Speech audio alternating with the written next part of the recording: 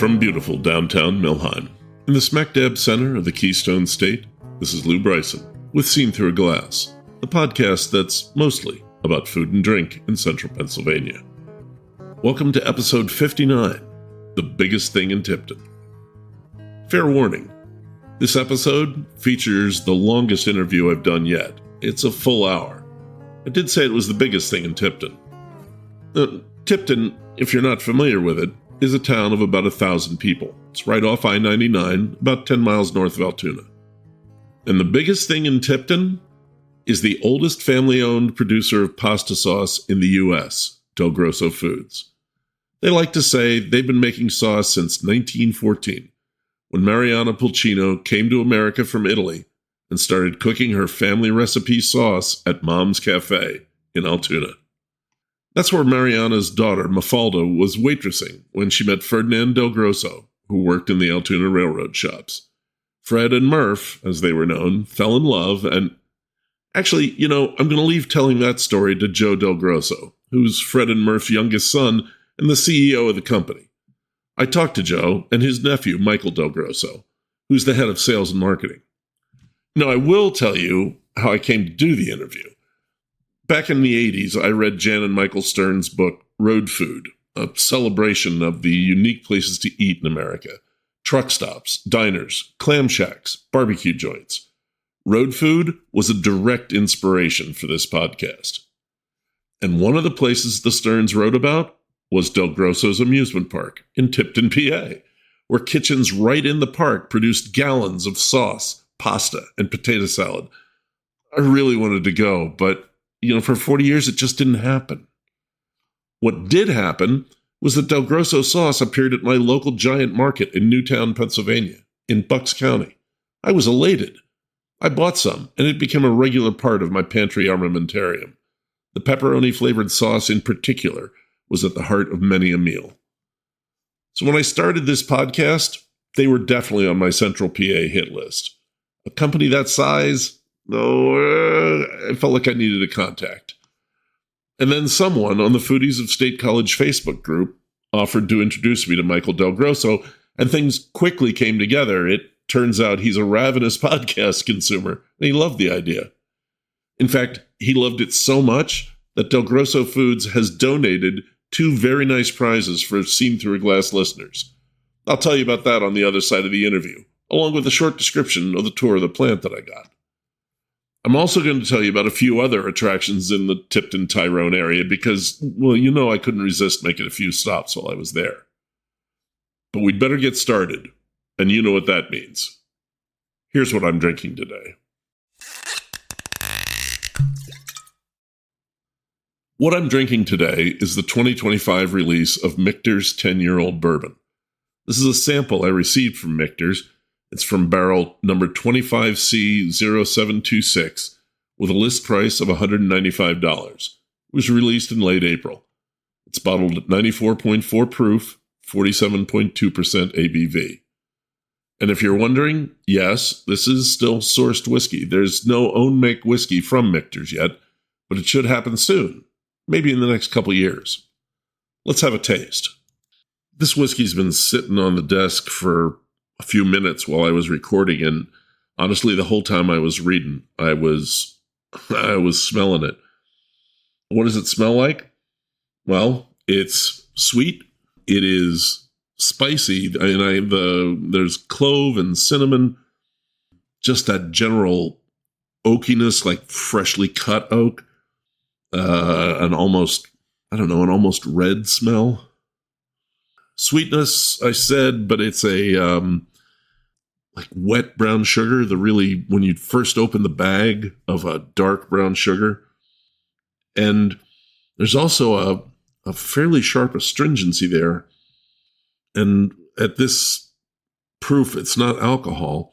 Not sure what that is. It actually seems to be blowing off some. Wow, that's nice. Let me try that. Kind of hot on the palate, but flavorful. Actually, the whole thing pretty much follows through that same spiciness. The sweet, the heat, not unpleasant. more oak in this than I usually find in Michter's. Not as lush as I usually find Michter's. This is a leaner version of the Michter's 10-year-old, I think. Finish is good. Clean. Yeah. That's pretty good. I mean, for a 10-year-old whiskey, it's still fairly youthful. Got that nice sweetness. But the oak does come in kind of just at the swallow and then does not build in the finish, which is good. It just stays there in the finish and threads on through. That's a good one. If you're a Michter's fan, I would suggest you try this because it seems to be out of the usual to me. Like I said, leaner. I should maybe do a side-by-side and really hammer that down. Okay. Just a note. If you're a new listener, listen all the way through to the end of the episode.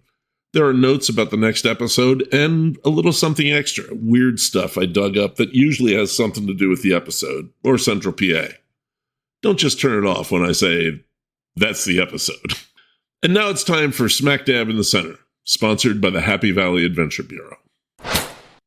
Hey, not a lot of time left to get your tickets to the Happy Valley Brewers Fest, presented by Happy Valley Adventure Bureau, Anti-Fragile Brewing, and the Happy Valley Sports and Entertainment Alliance.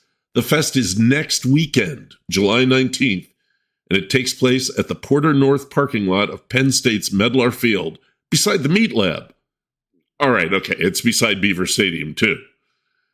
You'll be able to sample from over 60 breweries from across the state, including ones you've heard about on Seen Through a Glass, like Hopping Eagle, Pine Knotter, Shy Bear, Evergrain, Juniata, Last Minute, Dead Canary, Hemauer, New Trail, Mechanistic, Trogs, and Levity, plus local favorites like Otto's, Bowl City, Robin Hood, and festival founder Anti-Fragile. Be sure to stop by Rooster Street Brewing to see my good friend Josh Kaufman and taste his beers. Tell him you heard about it on Seen Through a Glass. What else? Well, food trucks and concessions, of course, merch and crafts, and music. Yes, 3 bands, including country singer Channing Wilson and one of our local favorites, Ted and the Hi-Fis. Tickets are available at HappyValleyBrewersFest.com. VIP tickets are $100. Regular admission is $70. And yes, VIP tickets are still available. Any remaining tickets will be sold at the door. Happy Valley Brewers Fest 2025, July 19th. You'll find all of this and more under the Events tab on the Happy Valley Adventure Bureau website, happyvalley.com. I don't have a lot more to tell you about DelGrosso Foods because, honestly, it's all in the interview. But when the interview was over, because that's the kind of people they are, Joe and Michael gave me a pass to the VIP parking area for their annual Summer Thunder fireworks show on July 4th. Kathy and I went, and it was spectacular. About 20 minutes of non-stop fiery color and crackling, booming excitement. It's a free show, and people come from all around to see it, including DelGrossos, cousins, aunts, uncles coming in from all across the country. It's like a big reunion on the front lawn. It's pretty sweet. I did get some of that amusement park food, and it was great, but I decided we're going to have to do an episode on PA's small amusement parks. I'm saving that for then. It'll be worth the wait. I also got to try some of the Mariana's Fundraisers hoagies. We used to eat and make a lot of those back in Lancaster, and these were exceptional. Speaking of Lancaster, I also got to try their new double-smoked Lebanon bologna hoagie with spicy mayonnaise, and it was even better than I thought it would be. Why isn't anyone else doing this? Okay, I could go all day. Let's run that interview. Hey, I'm here with Joe DelGrosso, the CEO of DelGrosso Foods, and Mike DelGrosso, the Chief Sales Marketing Officer. Good morning. Good morning. Morning. It's great to be here. I've wanted this interview for a while, and I really appreciate your help doing it. So this is it's an iconic Pennsylvania company. It's a big company in central Pennsylvania, but it's a family company. I mean, it's not coincidence your guys' names are both DelGrosso. Your family literally owns the company, runs the company. Tell me how that started. Tell me about the family company. Well, it really started with my father meeting the love of his life, Mafalda DelGrosso, which affectionately known as Murph. So Murph's Potato Salad today, when you think about it, the amusement park, Oh, okay. which is a big hit. Yep. That's the name that is synonymous with the potato salad. But it all started in Altoona, really, when my father started frequenting a little restaurant that my grandmother, Mariana Pulcino, started. And my father was frequenting there because he really thought the girl that was waitressing at that little place was a pretty beautiful woman. And needless to say, they fell in love. The story goes a little deeper then, because as my father and mother then got married, my father then opened a small cafe called DelGrosso's Cafe. And it was on 17th Street and 8th Avenue in Altoona. And that's in Altoona. That's in Altoona as well. So they closed the place that my grandmother had started. Mm-hmm. And my mother and my grandmother then were the chief cooks there. And my father, though, because my grandfather worked at PRR, which most immigrants between the Irish, the Italians, all hit the PRR. Yeah. And so I knew people who worked at the railroad. Yeah. So my dad was a boilermaker, and he said, very hard job, very hot, but my grandmother and my mother would cook at the restaurant, and my father, when he was done working, he would come in the evening hours, and he would close the restaurant in the bar. And that happened for, I don't know how many years, probably over 10 to 15 years. And we're talking about the 30s into the 40s right now. Right, yeah. Correct. Yes, that would be correct. In 1946, my father, well, I guess I'll go a little further. He was a baseball player and almost made the major leagues. He was in the minors. Okay. Actually got sent to Williamsport, Pennsylvania, of all places, and hurt his arm, came back to Altoona. And then the story then goes where he's traveling from Altoona to Tyrone for a baseball game with a couple of his buddies. He stops at a small amusement park in Tipton called Bland's Park. So the name synonymous with the amusement park was the Bland family owned that park. They actually had ironically sold the park to a gentleman by the name of George Reinard. And so George was the owner. They go in, and because they had a quote unquote, as my dad called it, not a bar, but a beer garden, I guess he called it. Okay. But it's basically a bar. Yeah. They stop.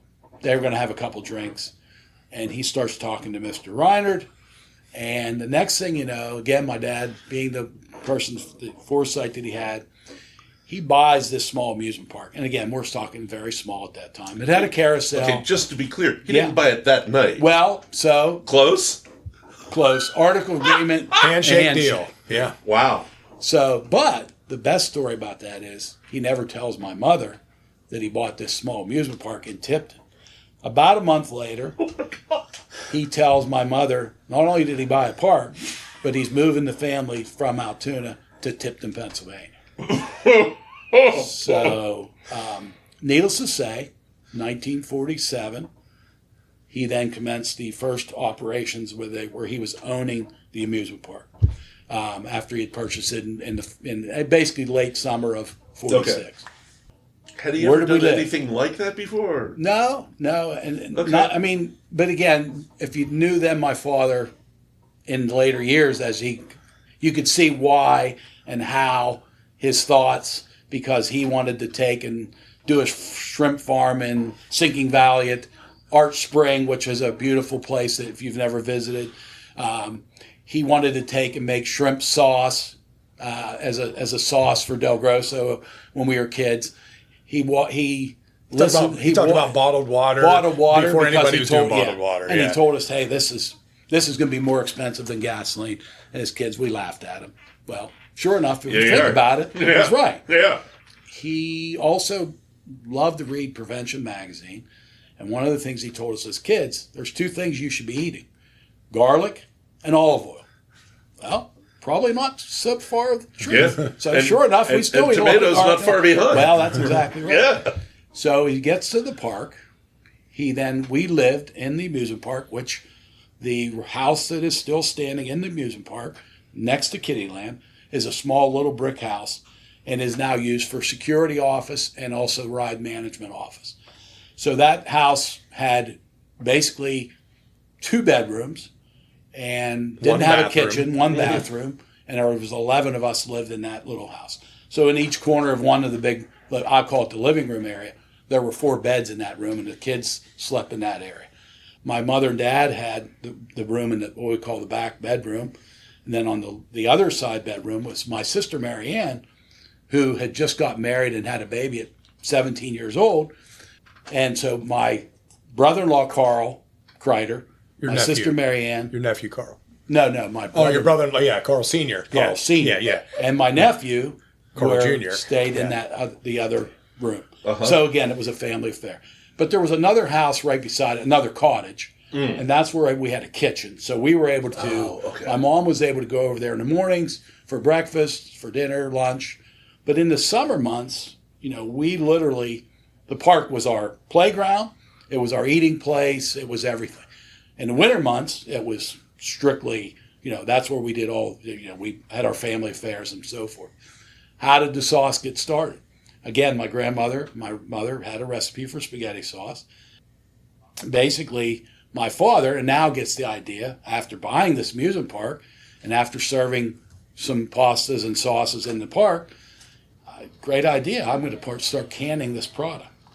So in 1952, he incorporated DelGrosso Packing Company. Now, what did that mean? It meant that we had a couple 20-gallon kettles that were hand-stirred with a wooden paddle, and he started canning 3 to 5 cases a day. DelGrosso meat flavored, which is still our number one selling spaghetti sauce, the original product that we started with, that's what he started making in cans. And it was basically my mother, my grandmother, and actually a couple of my uncles who worked with him to make this sauce. Started a hand crank sealer, 24 cranks to seal 1 can. So they could make 3, 4 and these cases. Are the big number 10 No, cans? these are retail cans. Okay. They're all retail. So now he has to be able to sell this product. So there's a gentleman by the name of Ernie Wissinger. And Ernie was the first person in Blair County who was started the grocery store concept. And I don't mean, concept.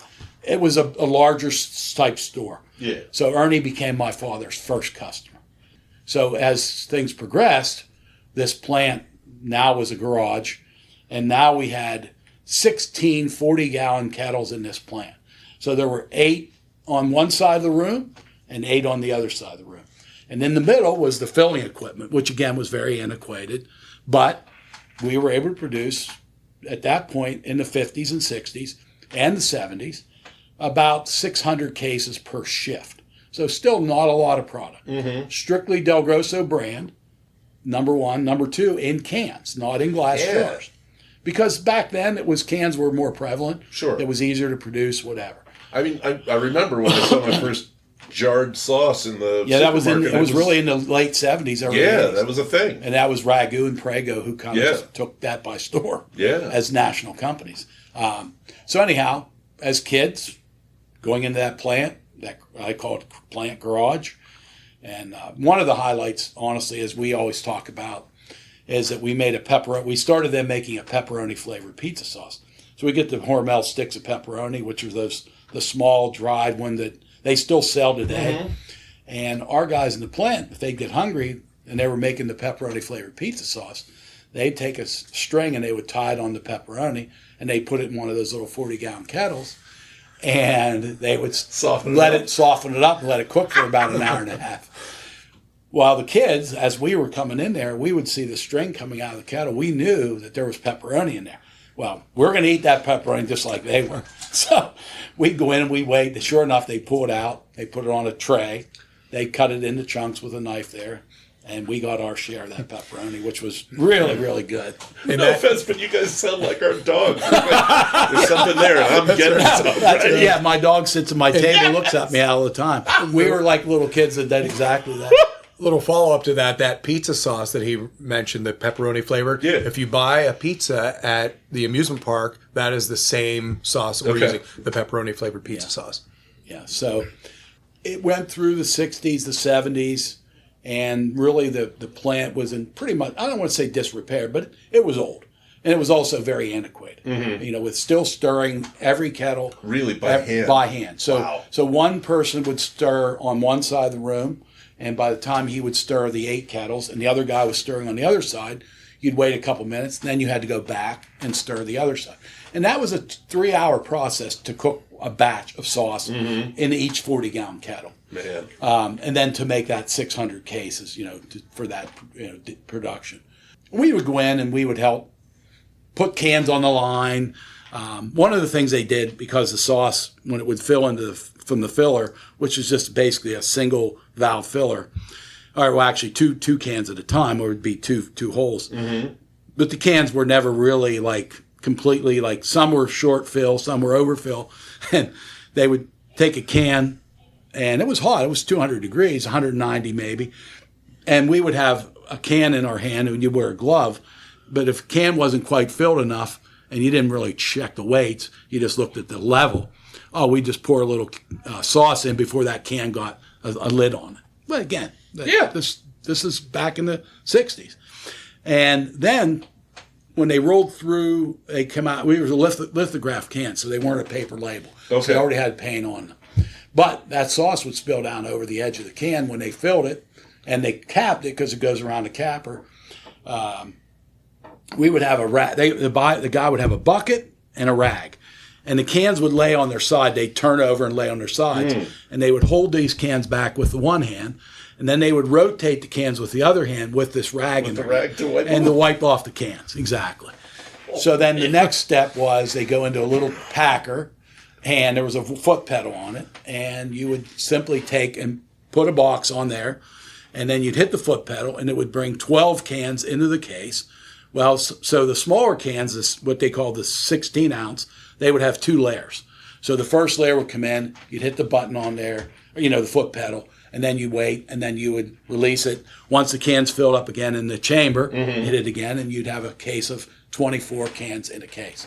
The bigger cans got 12. Now the number 10s, which you mentioned earlier, that was the food service can, which we also ran at that time. So we had 3 different sizes. We had what they call the 303, the pound size. Then we had a 29-ounce can, and then we had the number 10 can for food service. Then again, all those were run, and they'd have to change over the equipment to run it because it was only one filler, one seamer to seam the cans. So it would be when a changeover happened, it would be like a 10 to 12-hour changeover to go from a single small can to the large number 10 can. Yeah.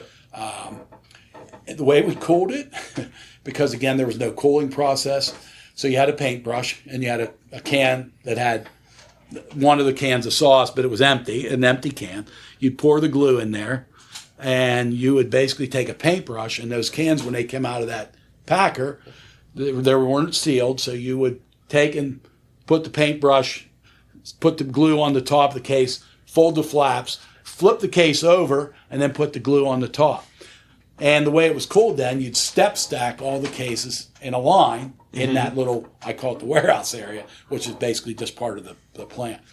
And then they would sit there until the next day. And then they would be able to stack. And we had a gap in the case so that the heat would go out. And you'd use fans in them as well to try to get that heat, because you really wanted that heat to get out of there as quickly as possible.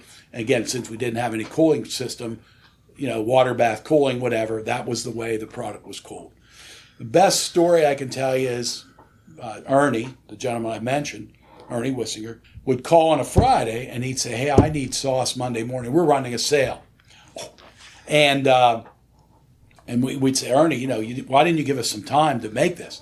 "Well, we just decided to have the sale in DelGrosso, 3 for $1, the 16-ounce cans. Really good price." So we would sometimes have to make that on Monday morning and said, "Ernie, it might not get there till 10 o'clock, 10:30, 11 o'clock till we get it made and get it shipped to you because we don't have anything in inventory." Sure enough, we'd send it and it was hot. Yeah. So we get it in the store, and Roger Kelly was the manager of the 31st Street, which was the original Wissinger store. And he calls me on the phone. He said, "Joe, I got a great story for you." I said, "What's that, Roger?" He said, "We had a lady come in this morning, and she went back, and she came running up to the front desk. She said, 'There's something wrong with DelGrosso sauce.'" And he said, "What do you mean, ma'am?" She said, "The cans are so hot you can't touch them." and Roger said to her, "Ma'am," he said, "I'll be honest with you." He said, "You're not going to believe this." He said, "But that sauce was just made at about 6 o'clock this morning." I said, we had a sale. We had to get it up here. DelGrosso made that fresh this morning. There's nothing wrong with it. No. Yeah, that's right. She said, you're kidding me, aren't you? He said, no, I'm telling you the truth. Well, I'm going back and buy more if it's that fresh. She's no dummy. So sure enough, but that was, in my mind, that was like one of the better stories that I could think about it at the old facility. Going forward, plants really, old. We wanted to expand. Mm-hmm. My father really didn't have a lot of money. In fact, he was struggling at that point. But the sauce business was good. The park business was okay, but it wasn't going to suffice to keep us in business. Right. 1979, we built this facility. I actually helped. I was mixing mud at the time for the guys that did the block laying and did a lot of different things, just the labor, basically. Got the plant open, and it was completely different than the old facility because now we had 1,000-gallon kettles compared to a 40-gallon kettle. We had 2 to start, so we could make 2,000 gallons of sauce at a time. Pretty good because in one shift over there, we were only making 640 gallons. So we were tripling our amount of production in one shift. So needless to say, started out still in cans, and we ran into a situation where we didn't have enough business with our brand because it was, again, we're talking about tripling the amount of volume now. So we're looking, what can we do? We need to get more volume, and started struggling financially because, first of all, we built this plant. He didn't go to the bank. He was of the opinion that I can do this. I'll use the cash, whatever. Well, that was almost the downfall of DelGrosso Packing, which is now DelGrosso Foods, by the way. Anyhow, to make that story shorter, we decided that we really needed to make a big change. And one of the things that just happened, and ironically, was that the national brands had switched over to glass. Okay. And now you were seeing a lot of glass product in the stores. 2 national companies. Campbell Soup Company was one, and the other was Cheeseburger Ponds, which Ragu. Oh, okay. So that was Cheeseburger Ponds back then. So now we had a decision to make. How are we going to, we don't really have the money, but we need to put a glass line in this plant, even though we just spent all this money on the canning equipment 2 years ago, whatever. My brother Jimmy, who was running the company then, went out to California with a gentleman who actually worked for Hanover Brands at that time, but he was a consultant as well. And ironically, this guy is still living. He's 102 or 103 years old. He lives in a retirement home in Hanover, PA, which I wasn't aware of this until about 6 months ago. Mm-hmm. So they went out to California. They buy all this used equipment. One of the things they bought was a cooling tunnel to be able to cool this sauce after it's cooked, mainly because, again, it's jars of product. Yeah. And it's a lot harder. It's going to break with the jars. So my sisters, when they see this equipment rolling down the driveway, this cooling tunnel was steel, but it was stainless steel as far as where the product ran through. But the base was all just painted steel. And it was this green color, kind of lime green. They're always green. What are you? Yeah, I don't know, but that's in the food industry. Yeah. So, ironically, they said, you're not putting that in this new plant, to my brother. What do you mean? Well, that's just rusted metal. Well, we ended up taking it before we brought it in, naturally, because the sisters were really upset because we have this new plant, and we're going to put this old equipment in there. And they bought a couple other labeler, which was a roll-through labeler, which should have been used for cans. But again, we had to use something for glass jars. Now we're going to put a paper label on it.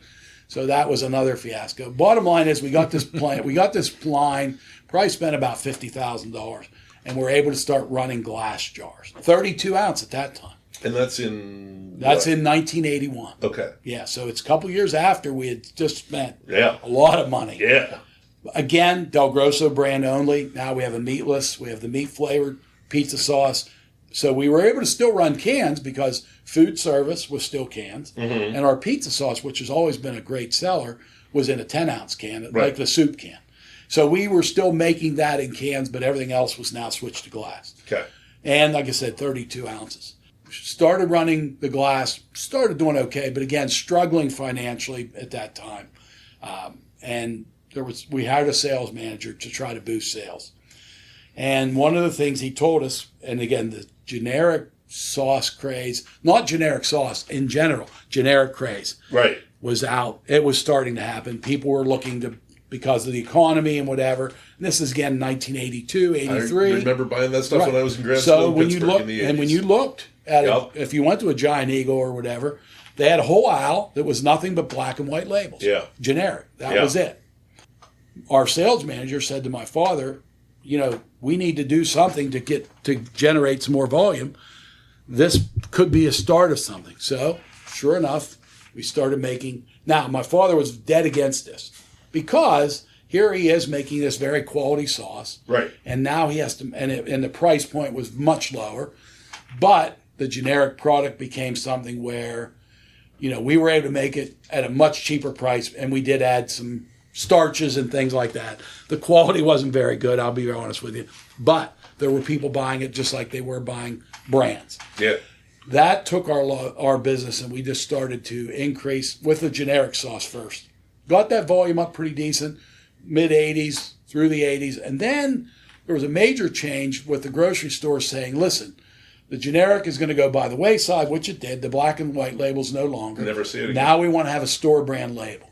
So now you had for example, you would have a Giant Eagle brand. You have a Wise brand. You have a Giant Foods brand. You have everywhere. Yeah. It was also much, much better quality product.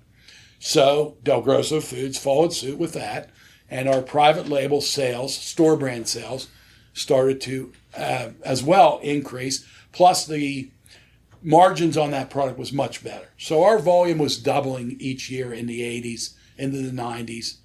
And we got into the 2000s, and Before you get, there's something I want to clarify for the listeners. This is not all the same sauce with a different label. that is correct. Okay. That's a good point. All right. So the private label / store brand, Mm-hmm. even to this day, is completely different from the DelGrosso brand. Okay. We only make DelGrosso brand product for DelGrosso. Okay. All our store brand product is typically made, and I don't want to say like a national brand, but because we're selling it across the country, in certain national brands, which I won't name, have a certain character, Flavor profile. Better. They sell, like this particular sauce sells really well in Michigan. Regional This preference. sells really Sure. well in Florida. So what DelGrosso simply did was formulate products to kind of emulate national brands for the store brand volume. Yeah. Still do that today. Mm-hmm. And so, yes, the answer to that simply is that they are different. Very good quality. Mm-hmm. There's nothing wrong with the store brand product, but it's a different formula than DelGrosso. It's a good point. That business grew. We started adding more kettles, more newer equipment, because now all of a sudden our volume is up to Sure. 4 to 5 million cases a year. Yeah, you got better cash flow. You can do stuff. Absolutely. Yeah. So then one of the big things then we started doing besides the store brand at that time, we then started looking at, there were some national companies out there. Could you make this? Could you make that? Whatever. Well, I think we can. What are you looking for? So needless to say, we got into some other products. And now instead of a Products store other than brand, pasta sauce? yes, you mean? Okay. yeah. Okay. So one of the big things we got into on a national brand basis, again, not taking who it is, Sure. but we started making a salsa product, Okay. and that really again brought our volume up again another notch. And It's not like you don't know tomatoes. exactly, and everybody says, well, how does salsa really look? How do you compare that to spaghetti sauce? Think about it. It's tomatoes. Yeah. It's the same tomatoes that we use in spaghetti sauce that we're going to use in salsa. The peppers are green in a spaghetti sauce, but they're chili peppers and jalapeno peppers in a salsa. Yeah. The same filling process is a different jar, Right. but the same cap type design. Everything is basically the same. All you're doing is changing over from one size jar to the other and producing a salsa which has vinegar and peppers and whatever versus, meats and so forth like that. Really, honestly, very easy to do. So that was one of the big things that we started doing. Again, then through the 90s, the 2000s, again, that was really, really the nucleus of our volume. And I could say Michael then came along because he had been out. He wasn't working for the family company. And I probably would let him maybe take over here a little bit on the La Familia brand that was introduced in what, 16? 2006. 2006. Because Really, that early? Oh, I didn't yeah, realize that. yeah, Okay. and there's a good story with that, and I think he can kind of give you that if you want to switch gears. I'm really interested in that Yeah, story. 'Cause, so that's a whole other segment of the industry. Yes. Yeah, Yeah. it is. So, what Joe talked about was DelGrosso brand, which we build our name on. Mm-hmm. And we're really proud of that. We think it's the best value on the shelf. It's a great quality product. Probably charging too little for it, honestly. I got to right? be honest. When we started buying it, and I'm not blowing smoke here. We've been buying your sauce for years. I started when we were still down outside of Philly. When I first started buying it, I bought it because of the price, and then I realized that I was getting a better product. Yeah, it's a great product. Yeah. Now, the DelGrosso brand that's been on the shelves now for 78 years, that is a smooth style product. So it's made from tomato paste as the base. Mm-hmm. Great natural ingredients in there, right? But the paste makes it a thicker product. Okay, so it's a smooth, thick product. And that is pretty standard for most of the national brands, right? We just think ours is maybe a little bit more special. Sure. Still family owned. One of the big trends that was taking place starting in the, I'd say late 90s, was specialty or ultra premium sauces. The brand then and now that most people know about is Rao's, right? Right. And were they the first? they weren't the first, Okay. but they were the first to really become a national specialty brand. There are a few others, mostly New York companies, right? Mm-hmm. Whether it's Patsy's or a couple others that were early to this. Now, funny enough, we were actually already making at least one brand, a different company who had come to us and said, "Hey, can you make a product that uses whole plum tomatoes, the San Marzano style tomatoes from Italy?" I said, "Sure." So we had been making that, at least that and maybe one other brand before I even kind of proposed this idea of coming out with a special. Yeah, right. So we had the expertise, we had the supply chain already. So when I came in 2005, I was originally responsible for our private label business, but I said, there's this trend that I think we can take advantage of.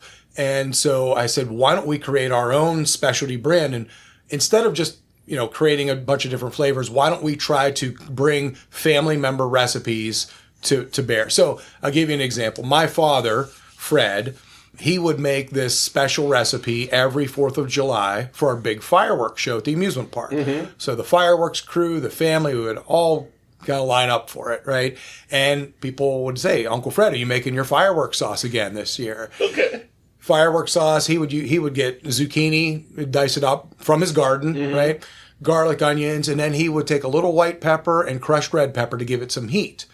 So when we created this line of sauces called La Familia DelGrosso, of course, Fred's is going to be Uncle Fred's fireworks sauce, right? Okay. Joe's is Uncle Joe's vodka celebration.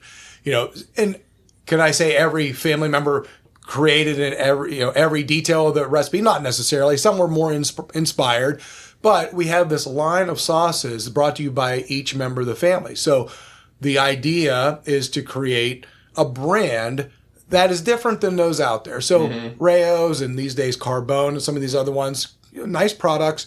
They're focused on, we're a famous restaurant where celebrities go to hang out, right? That's their thing. There are other brands that have their own kind of shtick, right? Who are we? We are America's oldest family-owned producers of pasta sauce. Let's try to tell that story. So on the front of that label is a big family picture, 3 generations on that. You have each flavor brought to you by the different family members. And when you turn the jar to the side, you'll see a picture of that family member, and there's a sauce about the person, their sauce, and the tradition or occasion when we serve it. So it's family traditions in a jar. That was really a fun point for our business because you had the DelGrosso brand, which we're incredibly proud of, and still it's a big deal for us to this day. That is a regional brand. Pennsylvania Plus, right? So you got nibbles of the different surrounding states, but it's a Pennsylvania Plus brand. All of a sudden, you have La Familia DelGrosso come along, and one of the first big accounts that I get is as I shifted gears from doing the private label to, doing this full time. One of the first big accounts was Publix down in the southeastern United States. And I'll never forget. Not a small account. No. At that time, they were about 900 stores. They're up to about 1,400 now. Mm-hmm. And I'll never forget the first day I walked in to a public store. I went on a visit down there, and I literally teared up looking at the shelf, thinking of my grandparents. And I get emotional every time I tell the story. I'm surprised Joey's usually the one that gets emotional about these things. But yeah, so it was a big deal to see this product that was inspired. A company was started by my grandparents in 1947, and now it's on shelves, in several states, pretty far away. And then not long after that, we're in Texas or California and so forth. So it was great. The other thing it did two things. We're using whole plum tomatoes from Italy, which is a much more expensive product, input material than tomato paste.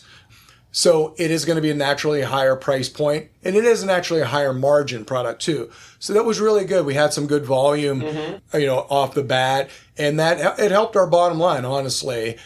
The other thing it did, and Joe mentioned this salsa company, right? That it was actually at a show where I was there for La Familia DelGrosso. It was back then they had 3 fancy food shows. They still have the one in New York. Mm-hmm. They still have one out west, but they used to have one in Chicago. This was the Chicago the Midwest fancy food show. And this customer came up and they said, "Do you make this type of product?" And I said, "Yeah, we can make that." And they said, "Okay, we're going to exchange some information." And I said, if I can get them into the plant, if I can get them to meet Joe, they're going to have all the confidence in the world at what we can do. And that's exactly what happened. So the nice thing about that brand is it gave us just more face time with the marketplace, mm-hmm. right? And even to this day, there are still shows where I'm at representing our brand, and people will come up to me and say, "Can you make this for our store brand? Can you make this for our brand?" So it's been a really nice addition, not only just the pride of the family, all the good things that go with that, but also feeding this other part of the business, right? So that kind of halo effect. Yeah. So it's really great.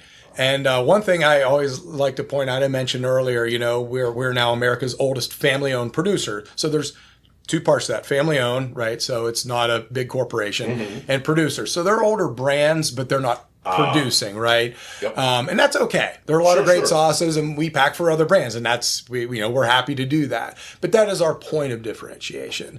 And I always love when I'm at the fancy food show in, say, New York City, and somebody comes up and I'll mention that to him, like, "Well, wait a minute, you're from Pennsylvania?" And I was like, "Yeah, it's not New York, it's not New Jersey." and they said, "Well, where? Philly?" And I say, "No." I said, where we live, the number of the county where I live and where our sauce is produced, the number of Amish buggies outnumber taxi cabs. And they just scratch their heads. They will argue with me. They'll start running down the brands as to who should be older than us. I said, "No, they're not family owned. No, they don't make their own, so and so." And they usually swear at me and walk away. So that's kind of our fun place in the industry. So, but you were asking us earlier before we started rolling about, family involvement, and you're going to be seeing the amusement park here soon. Mm-hmm. So we have 3 so Joe is second generation. He's the youngest of 7 of my mm-hmm. father's generation. I'm third generation, so I'm one of 23 in my generation. Ooh, okay. So people often ask, how many family members work in the business? So Joe obviously is the last of the my father's generation to still be here. In my generation, the third generation, there are 3 of us working for DelGrosso Foods full-time and 3 working for DelGrosso's amusement park full-time. Oh, okay. Okay, so of the 23, there are 6 full-time. That said, not only we have another family member who's going to be joining us full-time about this time next year, but also almost all of my generation will still help out at different things. For instance, we do a lot of wine and food festivals to promote our La Familia DelGrosso brand. Mm-hmm. So whether it was in California, my cousins who lived in Montana would come help me, or down in Florida, where my sisters and nieces and nephews or other cousins would help me down there. So even in the 4th generation, I counted up today, 13 members of the 4th generation have helped out at these events too. Mm-hmm. So he loves to make sauce. He loves to do his thing right here. And my cousin Matt my cousin Joey. They're great at production. Okay, that's not what I do. I do the sales and marketing. Sure. I always say I have the best job, in part because these family members who don't live around here, all over the country, I get to see them. You know, they might be a teacher or a salesperson or in the medical field, and for that weekend they're helping. They become part of the family business, and they are just as prideful as those of us who are working and doing this every day. So Sure. I'm really blessed to be able to kind of work with such a broad member of the families across the country at these different events to promote our brand. Really cool. Yeah. The La Familia thing, I stayed away from it because of the price. I finally started buying it within the past year, and I love it, and it annoys me. I love it because it's so easy, because all I do is heat it, put it on the pasta, and it annoys me because I always used to mess with the stuff before, and I don't have to. It doesn't need anything. It's good to go. I kind of miss that, but on the other hand, it's kind of nice. That's the idea, right? So, that is a specialty pasta sauce, and a lot of people say, "Wait, this came from a jar. This is really out of." And I'll just the secret really is those tomatoes. These tomatoes, they're San Marzano style tomatoes from Italy. They grow on this volcanic soil near Mount Vesuvius. It's a nitrogen rich soil. Tomatoes are naturally sweet, so we don't have to add any sugar to the recipes. And yeah, it's great. Now, as you said, it's pricier. Sure. So some people who live around here, for instance, will use the original DelGrosso, almost all their meals, and maybe they'll grab that for a special occasion. Obviously, in most other parts of the country, that is the brand that you can buy. So yeah, it's nice to have both. It's just a lot of fun. You have an organic line too. We do. We have a DelGrosso organic. That's a little more niche. You can find that actually in all three of the major Pennsylvania retailers, Weiss, Okay. Giant, and Giant Eagle, and then a handful of retailers in different parts of the country. But yeah, that's another fun one too, because when you can cater to, one of our big customers for that is an organization called Natural Grocers Vitamin College. So Vitamin Cottage, that is. So they are Midwest to the West Coast. And so, those are, some people call them hippie stores, whatever. But these are great stores that, these are people looking for very specific things, right? Yeah. Mom's Organic Market, which is up and down the East Coast, and the Fresh Market, which is up and down the East Coast. Those are a couple of those kind of specialty retailers that carry the organic line as well. And that's what people are looking for when they hit those stores, and we're glad we can be there. If you go into the giant retailers around here or some of the other stores, they will often have a separate section for specialty or natural and organic. Right. So that's often where that product lives. This is something literally have already talked about, but we haven't really talked about it. What's the difference between the pasta sauce and the pizza sauce? So mainly the pizza sauce, because when you put that on the pizza, you have to have, quote unquote, more spiciness to it. Okay. So tomatoes are relatively the same, honestly. Mm-hmm. The big difference, there's two. I would say there's one other big difference. DelGrosso traditional pepperoni flavored pizza sauce. When my dad started making that, he took pepperoni, and one of the things he did, because it was, you get it in stick form, he ground it. So, So one of the things that was in, and it still is today, in that sauce, which has been around for, I'll use the word 60 plus years at least, that's what makes the pizza sauce so unique, the pepperoni flavored, because that addition to that sauce just created this the intensity really is there. Yeah. And then you have an oregano flavor in there, which honestly in the traditional sauces, we use very, very little oregano. Really? Probably a little bit more basil, but not the oregano, because sometimes oregano can give you on spaghetti sauce, in my mind, it's just a little bit too harsh, too much. Mm-hmm. Again, not that it's not used, but it would be used a much smaller amount. Mm-hmm. So, but the pepperoni flavor, because of the original pizza sauce, now we have a New York style as well, which doesn't use the pepperoni. It's a traditional meatless variety. Mm-hmm. And a lot of people love that product. It's sold very well. But the main difference would be really just the idea of that. In the original would be the pepperoni and the spice content. Okay. On a pizza with the dough and so forth. You got to have that little Is the extra. thickness the same? Viscosity? Relatively, viscosity About the same? is very similar. Okay. Yeah, they really are. Yeah. I guess I just assumed it was thicker because it's in a smaller Because jar. it's the idea on a pizza sauce, again, for years, the idea for pizza sauce was you would use a lot less. Like you a spread 14-ounce it, jar would make like 2 12-inch pizzas, typically. Yeah. So you're using about 7 ounces per pizza. Although, ironically, now we make a 45-ounce. So, again, you can see the difference. Families are really making pizza at home today. Ever since COVID happened and they had to stay home and they weren't able to go out to restaurants, as you can imagine, pizza sauce sales and pizza in general just took off. And it's not to say that the national chains that you go and buy, the Domino's of the world, they're still doing a lot of business. Oh, yeah. But I can tell you right now, the overall volume of the pizza making at home, I think people got that was fun. They had to stay at home. They couldn't go out. They started having the kids. A lot of pictures of it on Facebook. And it is. And the volume of that product has grown tremendously in these last 5 years because of that. And speaking of growth, it's funny, I forgot to mention this on the La Familia DelGrosso side. Our fastest growing item right now is actually not a pasta sauce, not a pizza sauce, but a sloppy Joe sauce. That was the one, because that's the one thing we haven't talked about. Right, yeah. And so we've sold sloppy Joe sandwiches at the park for decades. And I've always had a sloppy Joe sauce for our original DelGrosso line. We say it's a sweet and tangy sauce. It's delicious. It's pretty sweet. Joe's sloppy Joe sauce, which is part of the La Familia DelGrosso line, is sweet and smoky. Right. Okay. So you've got sweetness from the brown sugar, the cinnamon. You got smokiness from the chipotle chili powder, smoked paprika. Ooh. Then you got other layers of flavor like Worcestershire sauce. You got mustard. You got apple cider vinegar. So that's all in there. That's all in there. And so it's kind of funny. I have this. I kind of joke and say, we're here to bring Sloppy Joe back, right? It is now, La Familia DelGrosso Sloppy Joe sauce is now the number 2 Sloppy Joe sauce brand in the country. Really? Yeah. Now that brand, that brand in the can is and probably will always be number 1. Sure. And hats off to them. But what makes ours different is number 1, it's a clean ingredient label, right? Okay. So you'll see it at about 100 some Whole Foods market stores, for instance. Wow. So it meets their standards, right? And a few other specialty types. It's also more of a foodie item, right?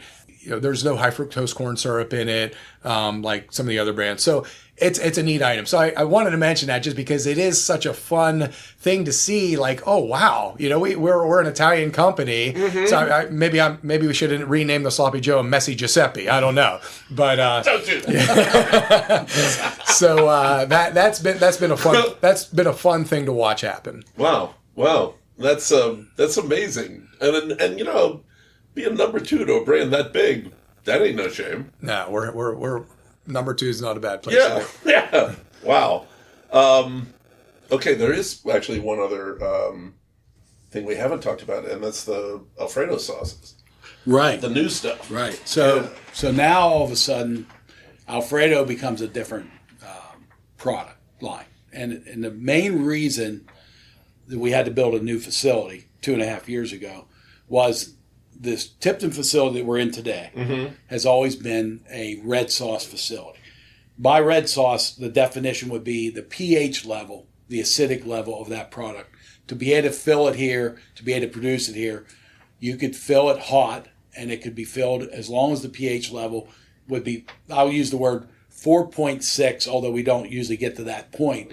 I'll say 4.4 is our max limit on pH.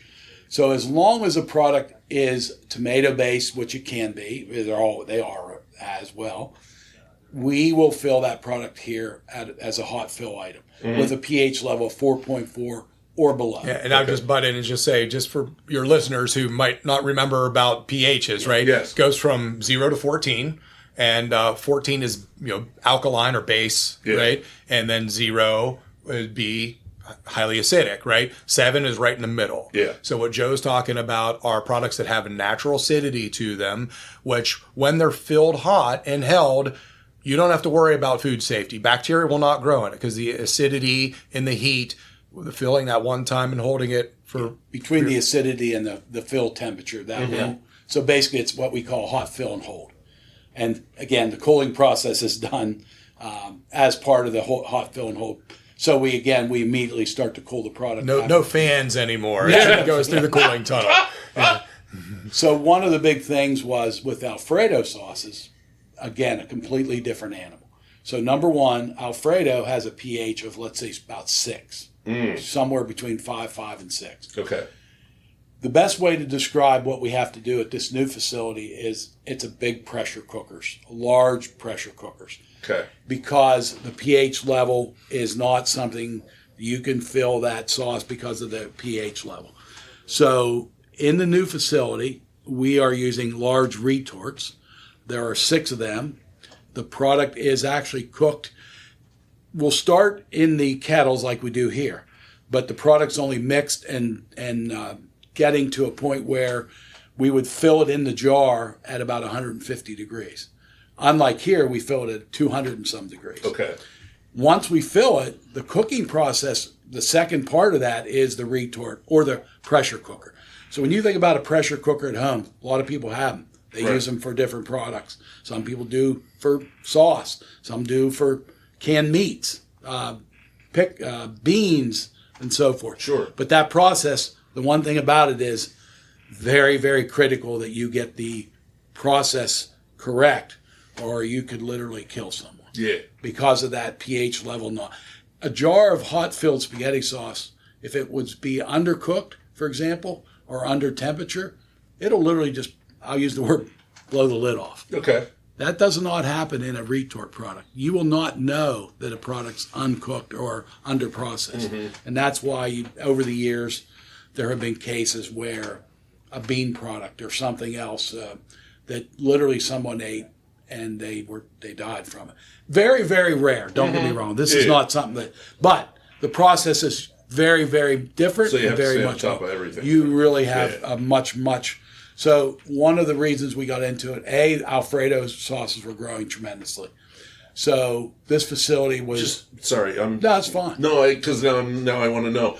That it's going in the retort in the jar? Yes. With the lid on? With the lid on, no. Oh, okay. So it's basically being cooked in the jar. So it's ready to go except the label? That is correct. Okay. Yeah. All right. Sorry, go ahead. No, that's a good point, and I probably should have gone a little that's further. Good. But yes, the big difference is that we're cooking it in the jar versus cooking the sauce here at the red facility in a kettle. Okay.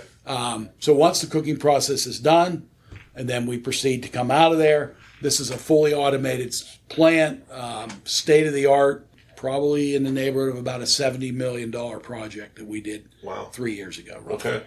So took a lot of time to get it operational and had some heartaches in between. Got it running, and it's been great ever since. One of the big things there, again, is just like we did it in the Tipton facility, and we did this a lot quicker, is that we were able to produce other products besides Alfredo sauces. Okay. So certain things up there could be like a gravy could be made there. Oh. We could cheese dips are definitely made there. Okay. Again, that would be like your queso style products. Again, because it's all considered what we call a low acid food. That is the big difference, and that's how you define that product there. Low acid simply means it has to be retorted. Okay. There's some other items as well that we could make some variety, but I use the word bone broth. Again, a big popular item today. Yep. Your queso style products, your gravies, and your Alfredos. They're the 4 main products that are made in that plant. In a 2.5-year period, we were able to gain enough volume in that plant that took 78 years to get to that volume level. Really? Here. Yeah. Wow. So there was a big demand for these types of products. Yeah. Because the industry did not have enough capacity. So we saw that, but one of our customers, I use the word, I don't want to say forced us into this, but they said, if you don't want to do this, we will have somebody else that can do it. A big customer already. Yeah. In the red plant. And we said, we'll do it. Well, frankly, it was an excuse for us to do it because that kind of investment, a DelGrosso brand or even a handful of private label customers wouldn't be enough volume to justify that kind of investment. This is a much harder, more expensive, way more technical process than red sauce. So if you compare the number of red sauce makers in America, a few dozen, 2-3 dozen? At least. This, or more, maybe. in North America, there are probably less than a dozen, maybe half a dozen of any size or less during doing retorts for sauces. So honestly, we had people coming to us over and over again. Can you make this? Can you make this? And we're like, well, then you had one big customer, and then you go to another customer. Hey, can we get some volume commitments? And all of a sudden, that equation makes sense. We're like, oh, now we can do all this. But, well, that's on paper. And then as Joe kind of alluded to, we had a lot of fun adventures along the way. Yeah. And we did have, the biggest thing was we had a base to start with, and we had a single customer we were able to go to our bank to and say, hey, we have this customer. They've been a great customer for 15, 16 years, but they really want this and they want us to do it. And if we don't do it, we could jeopardize losing somewhere. Right. And I use the word forced our hand, but it also was a great move because it is now proven that it's been a great addition to our company in general. What Joe said earlier, it took us 2 years to get where it took us 76 years to get to where, one time we opened that. Put another way, same thing, said a different way. In the space of 2 years, we doubled the size of our company. A 78-year-old company doubled in 2 years. Wow. It's kind of unheard of. That's let him do it. Well, yes, and I'm gonna cut him off for a second because Joe and my cousin Matt deserve so much credit. Joe for getting us to this point, right, for the last 20 plus years being our CEO, and I will contend that there is probably nobody in the entire world who knows more about sauce production than this man right here. And just because it's been since he was a kid, he still does the production schedule every week. He knows in an instant if there's a formula that we have to make next week. Oh, well, that requires this kind of onion. We're going to have that coming in until Monday. Every single detail. And if there's a recipe that a customer wants us to make, or we want to create a new DelGrosso or La Familia DelGrosso item, he's the primary taste tester. He's the primary, let's add more of this, let's take away, why don't we try this, right? So Joe's leadership got us to this point. You know what I'm hearing here, Joe? There's no retirement for you. That's what I'm hearing. Right? Well, he's supposed to, but we know he's going to still be around. That's the yeah. And then hats off to my cousin Matt, who's across the hall right here. When we got this new project up and running, we couldn't afford to just say, "Hey, Joe." I mean, Joe knew that he couldn't afford to just spend all his time overseeing a construction project, new equipment, all that. My cousin Matt, who's the COO and will be our next CEO, he was the one who oversaw all that, got the team up and running. So about half of the team were veterans from this plant who moved up there. The other half were new hires. And, we had new equipment. Yeah, sure, a lot of it's the same, but there's a lot of trial and error. One of the big pluses, although they took some of my key people that I wasn't happy about. But at the same time, one of the big pluses is most of the equipment up there is very similar to what we have here. Yeah, I mean, the packaging equipment. The packaging equipment is pretty much identical. We even use the same tray packing, labeling, the foot filler, capper, exact. Yeah. The difference is that retort process. Yeah. That is the major difference. Now, again, there's a lot more things that can involve with that.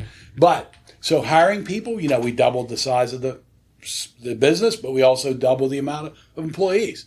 It went from 90 to 100 to 200 people. But again, that was needed.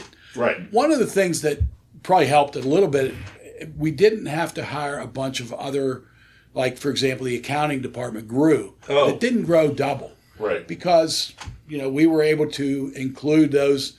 And let's face it, I mean, some things you look at and you maybe didn't need to double it.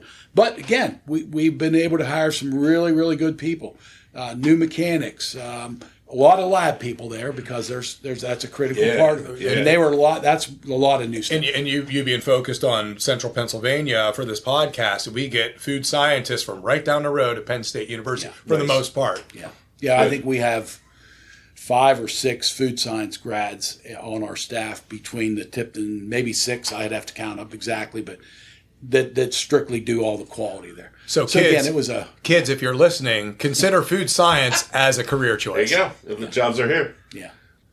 How do you keep a company like this going? Well, and we've actually discussed this off mic. A lot of times it doesn't make it past the second or third generation. People don't want to work with family. They don't want to live there. They don't want to. What's different with the DelGrosso family? What's different with this company? So, in my mind, the difference would be that when we were growing up, there were two people that made the biggest influence on not me as second generation only, but also this third generation. And I'll use it affectionately, Fred and Murph, or my dad and my mother. He's going to get emotional, isn't he? Yeah, and that's why I could get emotional. Well, and that's part of it, though, right? But so they taught us so much about so many things. My father was a giver. He would give the shirt off his back. We still have people. He was also a doer. But he was a doer. Yeah. But he also was very old-fashioned family prices. And I'm just using the park because it's still part of the whole company. Right. It's both. And we still have both companies. Old-fashioned fun of family prices. Well, that's just a slogan. What does that mean?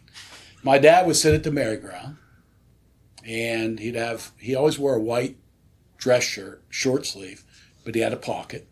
And in that pocket, he would have, because at that time, single tickets, which we still do at the park, or you can buy a pass. Oh, single tickets for rides. For rides. Yeah. So he would have those in his pocket. He'd be sitting at the merry-go-round.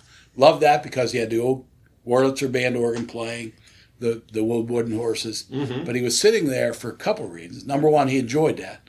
Number two, he would see families that he knew didn't have the money to be able to get the rides.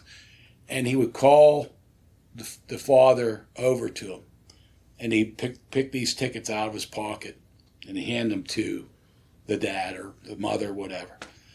And I have people today, my dad's been dead 30 years. They still tell me, they remember. Your dad, I brought my kids, and he was always giving. Sauce, in the sauce plant. People would bring milk cans, the big steel milk cans, because they were having a spaghetti dinner. Uh-huh. And they would fill these milk cans with hot sauce, kind of like the Wissinger thing, and take them to their spaghetti dinner that they were going to have for their church. Not one dime was exchanged. It was free. Mm-hmm. Does that make it why? Well, that's a big part of it. Legacy, let's face it. We don't want to let that go. The park, I'll be very honest with you, park is not a big money maker for DelGrosso, but it's a legacy that we want to keep no matter what, as much as we can. If we had to rely on the park to keep this family going, I'll be very honest, and people don't realize this. I'm just telling you this because it's true. It's not a big secret. It would be a struggle to be able to keep that park going without DelGrosso Foods, without Mariana's Foods, because of the hoagie, the pizzas and hoagies, the fundraising we do, which is, again, what we really didn't even get into. Yeah. But again, what I guess I'm saying is it comes right down to those two people instilling in us what we believe in is to keep the family business going. Is it easy? Sometimes it's not. But yet, I think with this third generation that we have, because like you said, they're going to fail typically. You see it all the time. Yeah. Because they lack, I have other interests, I'm not interested, but luckily we have, and I'll use the word 6 people right now out of the 23, which isn't bad. Yeah. And again, my dad always told us, don't rely on this company because we're small. We're not that big. We weren't that big. Right. My dad would be amazed today when he thinks about where we are today because it grew tremendously. I got to say, from what you've told me, the Joe of 10 years ago would probably be amazed by where you're today. I am. Yeah. I never thought that the new facility would take off as fast as it did. Yeah. I'm grateful for that. Uh-huh. But again, we still want to maintain that giving spirit that we do. So lots of people in this area benefit from spaghetti dinners. We do 60,000 spaghetti dinners a year. Now, I can tell you, not all of them are free, but it costs you $1.25 to have a spaghetti dinner that you can sell for $10. Sure. And make $9 for $8.75, I call it.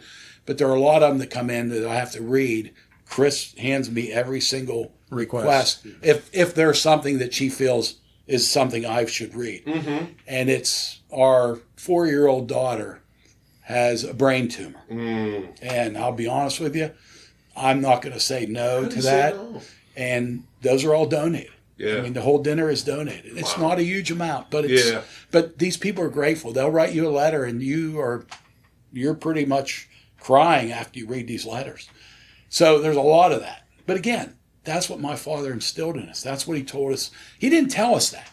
We do it because of that. He showed me. Yeah. He showed him. So I guess to answer that question, I hope that answers it. But that's as good as I can make it because it's true. And I get calls, I get letters.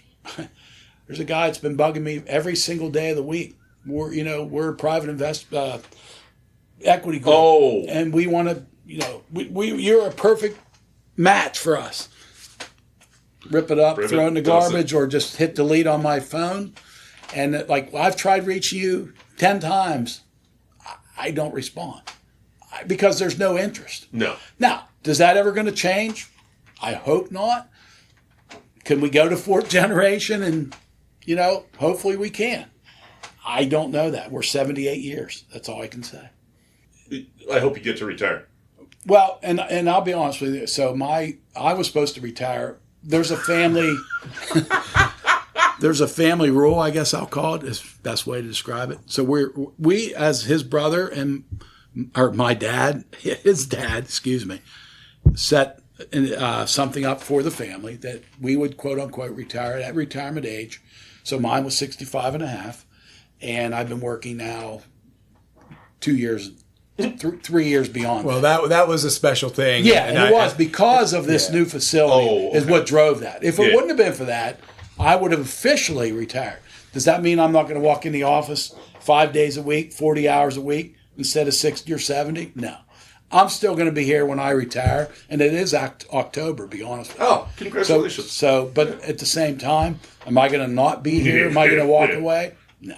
My brother Bo doesn't walk away. My sister Marianne's 85 years old, is pancreatic cancer.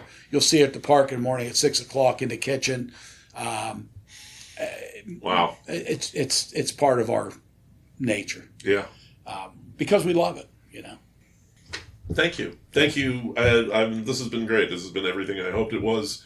And I hope you keep going for a long, long time. I love that the two biggest central PA companies I've interviewed, DelGrosso and Trogs, are both independent and family-owned. It's how we do things here. After the interview, I toured the plant with Jojo DelGrosso, who's on the La Familia Sloppy Joe sauce label. We saw the supplies, big stacks of containers of tomato paste, about 300 gallons each, 200-liter barrels of whole San Marzano tomatoes, big sacks of spices, dehydrated garlic, whole wheels of cheese. The dry ingredients are weighed and bagged for the next day's cook. La Familia recipes, co-packers, DelGrosso originals, all on carts, ready to go in order of the day's cook. Actually, the mixing, cooking, and packaging was quite familiar to a guy who's seen a lot of breweries. Cooking in big steel vessels, steel paddles stirring it all up, a rotary filling line, cooling, and then packing in cases. No cold fermentation, of course, and the smell was completely different. And the last thing Jojo showed me was a display in the plant of the different brands DelGrosso co-packs. There were a lot. I agreed not to reveal them, but they are definitely brands you would recognize, even you listeners out in Seattle and Chicago. I went back to the office. Michael was nice enough to give me a box of sauces to sample, and I headed out. I hope you enjoyed that as much as I did. I just love seeing a new kind of plant I've never seen before, and the DelGrosso story is a good one. Now, as I said, I did make some other stops while I was in the area. Your man can't help himself.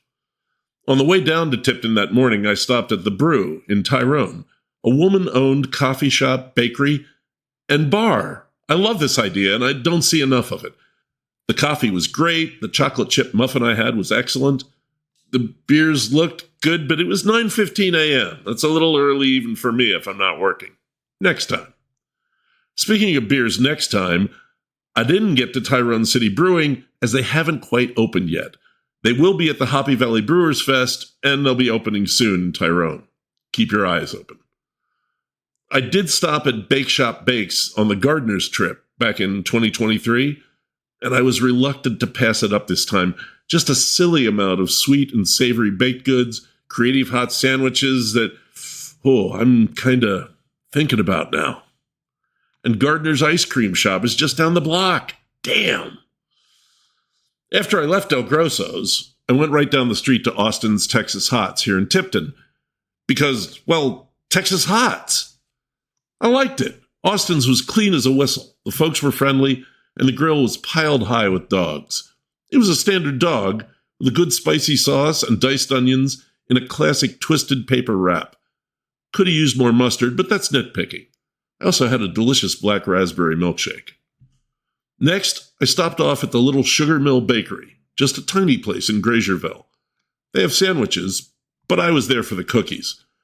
I was stuffed, but I still took an oversized peanut butter cookie with chocolate ganache home to split with Kathy. It was so rich. And I picked up a couple of treats for the dogs, too. One last stop. You know how I love a deli, and Max Market in Tyrone fit the bill. Great meats, little specialty food items, and pizza and hoagies made to order. Beware, it's a Tyrone thing to really pile a hoagie with thinly sliced onions. Delicious. I decided to head back through the hills instead of roaring up I-99 again, and wound up at the Spruce Creek Tavern. But that's for another episode. Time to close this one.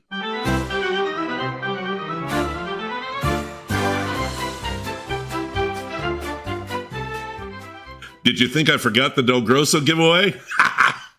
We have 2 prizes. One is a DelGrosso sauce pack, 12 jars of assorted sauces, including selections from the original DelGrosso line and the La Familia DelGrosso specialty sauces. We're working our way through that similar pack that Mike gave me. It's fun. The other prize is 2 passes for a full day of hot rides and cool slides at DelGrosso's Park and Laguna Splash Water Park.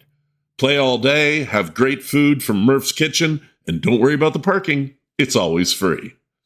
How do you win, you ask? Well, let Lou tell you. Send an email to seenthroughaGlass@gmail.com with the subject line DelGrosso Contest. In the email, give me your full name, mailing address, and tell me your favorite Central PA Italian deli. If you're not from here, don't worry. Just go back and listen to episode 21 and pick one that sounds good. Only emails will be entered in the drawing. No Facebook or Instagram messages, please. And again, that's seenthroughaGlass, no spaces, @gmail.com. Subject line, DelGrosso Contest, including your full name, address, and your favorite Central PA Italian deli. We'll pick the winners at random, and I'll announce them in the next episode on July 24th. That should give you a full month, plus weekends in September, to use your amusement park pass. The water park closes after Labor Day. If you win the passes and live too far away to get to the park, feel free to give them to friends who can, or let me know ASAP and I'll draw another winner. Get those emails in now. And that's the show. Thanks to Michael and Joe DelGrosso for the interview, and thanks again for the prizes. And thanks to Nikki Hill for making the DelGrosso connection for me. This could not have happened without you. You can find pictures for this episode on Instagram @Stag Podcast and on Facebook @Seen Through a Glass.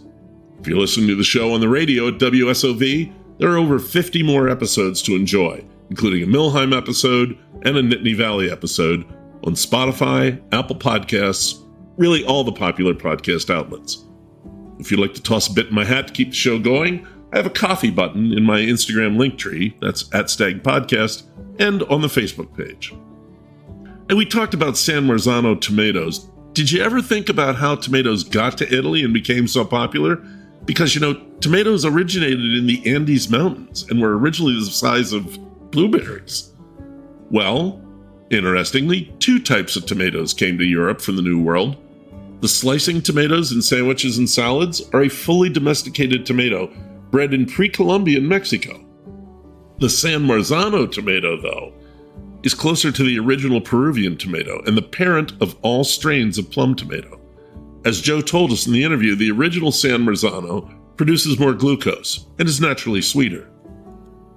San Marzano tomatoes are said to have been a gift of seeds from the Viceroy of Peru to the King of Naples in 1770, and they were, fortuitously, first planted in the rich volcanic soil near Mount Vesuvius in San Marzano sul Sarno.